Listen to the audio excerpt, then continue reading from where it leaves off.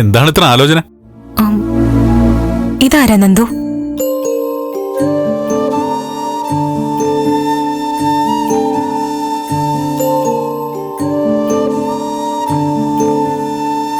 ഇതെവിടുന്ന് കിട്ടിയേ? ഇതാരാണെന്ന് പറ. രജനീച്ചയുടെ മുറിയിൽ നിന്നാണ് കിട്ടിയേ? അതെ, ഞാൻ രജന ചേച്ചിയെ കാണാൻ റൂമിലേക്ക് ചെന്നപ്പോ ചേച്ചി ധൃതിയിൽ ഇറങ്ങിപ്പോയി. ചേച്ചി പോയി കഴിഞ്ഞ് നോക്കിയപ്പോഴാ ഈ ഫോട്ടോ താഴെ കിടക്കുന്ന കണ്ടത്.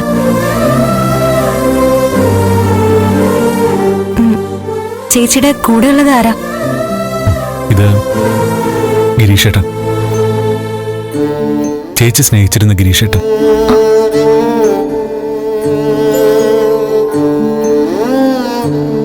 എനിക്കറിയാവുന്ന നല്ല വ്യക്തികളിൽ ഒരാൾ. രജനേച്ചിക്ക് ഗിരീഷേട്ടനെ വലിയ ഇഷ്ടമായിരുന്നു.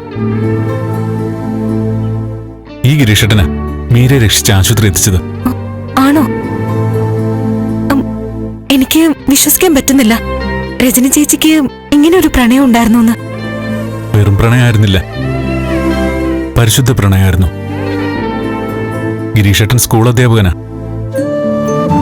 എങ്ങനെയാ അവർ തമ്മിൽ പരിചയപ്പെട്ടെന്നറിയില്ല. ഈ ദിവ്യപ്രണയം എന്നൊക്കെ പറയില്ലേ, അത് തന്നെയായിരുന്നു അവരുടെ പ്രണയം. എന്നിട്ട് പിന്നീട് എന്താ അവര് തമ്മിൽ അകന്നത്? അവര് തമ്മിൽ അകന്നതല്ല, അവരെ അകറ്റിയതാ. ആരകറ്റി? ചന്ദ്രോത്ത് വീട്ടിൽ പ്രഭാവതി. അമ്മയ്ക്ക് സ്നേഹത്തിന്റെ വിലയൊന്നും അറിയില്ലല്ലോ.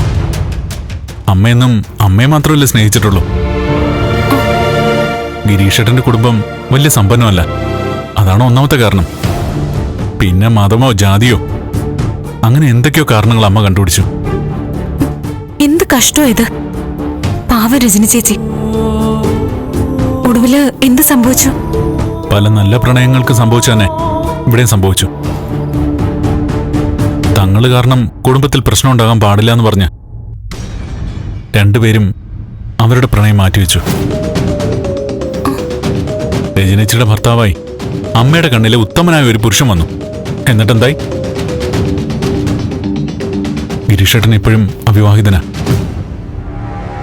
രജനീച്ചിയുടെ ജീവിതത്തിൽ സംഭവിച്ച എന്താണെന്ന് ദേവിക്കറിയാലോ.